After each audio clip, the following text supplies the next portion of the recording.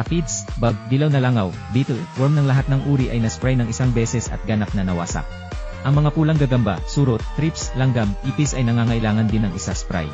Ang Best-Kill Probiotics ay tiyak na magpapasaya sa mga magsasaka pagkatapos ng unang paggamit. Gamit ang advanced biotechnology mula sa Germany, mabilis at malakas na sinisira ng Best-Kill ang lahat ng uri ng mapaminsalang insekto tulad ng thrips, bug, puting plant hoppers, pulang gagamba, hanggang sa matigas ang ulo na bulate tulad ng larva borer sa lupa.